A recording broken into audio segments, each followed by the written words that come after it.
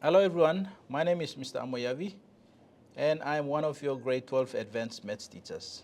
In our last lesson, we solved some exam questions on logarithms. In today's lesson and in the next couple of lessons, we will talk about another important topic, and that is trigonometry. And so we are going to look at, as we have done before, we are going to look at some exam questions. And we start with the multiple choice questions on question on trigonometry. All right, so the question here reads, without a calculator, find exact value of cot theta given sine theta is equal to 4 on 5. Angle theta greater than or equal to 0 or less than or equal to pi on 2. Pi on 2 is basically 90 degrees. You know the conversion between radians and degrees. If you have to convert pi on 2, it will be 90 degrees. So we are actually asked to find the ratio for an acute angle for cot. Right, so to begin with, here, if you are to apply some logic, there may be some ways, but one of the things that you must remember is this. This is one of the basic trig ratios, sine and cot. Cot is the inverse of 10. So we take note of that. And to begin with, you will need a triangle to solve this problem. Right, so we have learned to define the basic trig ratios using a right triangle. And we've got a reference angle, angle theta there. Right? Okay, given a reference angle, we can now define sine ratio, cosine ratio, and tangent ratio. And the short mnemonic that we use is the SOHCAHTOA technique that we have used. So if we have a reference angle theta here, then this side here will be your hypotenuse, which is the longer side of the triangle, and this side will be the opposite with reference to this. So if you are to define this, it will be 4 opposite over the hypotenuse, that's 5. All right, so we have defined sine theta will be equal to 4 on 5. Now to define or find cot theta, we have to find this length here. So we can see that is the adjacent side. But how do we find this side? We don't know this angle here. So the only technique that we are left with is Pythagoras theorem. You can't use the trig ratio. You have to use Pythagoras theorem. So we can label this as x. So since this is one of the shorter sides, we say x squared by Pythagoras theorem will be equal to the hypotenuse squared minus one of the shorter side squared. So x squared is equal to 25 minus 16. So x squared is equal to 25 take out 16 is basically 9. So we take the square root on both sides. X therefore is square root of 9 will be 3.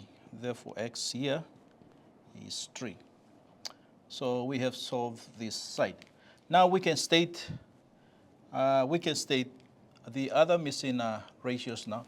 Which, we are only interested in cot there, cot theta. So cot is an inverse of tangent ratio. So we will say tan theta will be equal to, tan theta is, from SOHCAHTOA, it's opposite on the adjacent side. So the opposite side is this, and the adjacent side is this. So we'll say 4 on 3.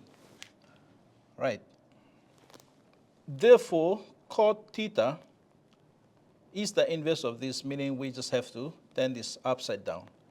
So we get 3 over 4. Right, so this is our answer. So which is the correct alternative from this one? The correct answer is going to be C there.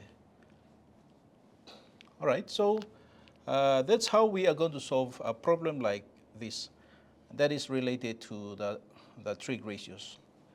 All right, so in In a short while, we are going to look at short answer questions, so we'll have to rub off what is on the board.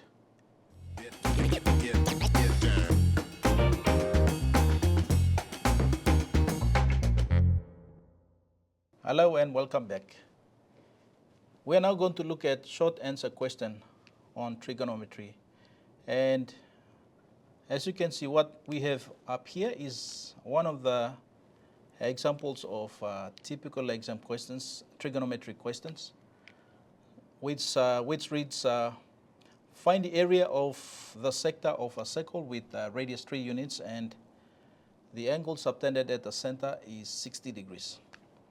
Right, in order to solve such a problem, a trigonometry problem or geometry problem, you have to construct a diagram. So a sector is part of a circle. Right, so if you want to answer that question, we can already see the angle subtended at the center is 60 degrees and the radius is 3 units.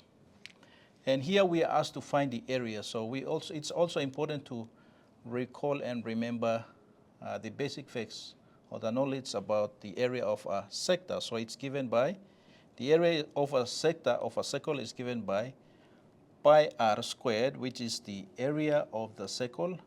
But since we are talking about the sector, it will be multiplied by angle theta divided by 360 degrees. Right, so you have this formula here. So all you have to do is plug in the information that you have here into this formula to find the area of the sector. So area of the sector, this sector here is going to be, the value for pi will be 22 on 7 multiplied by 3 squared multiplied by the angle subtended at the center is 60 degrees divided by 360. So we can do the simplification here.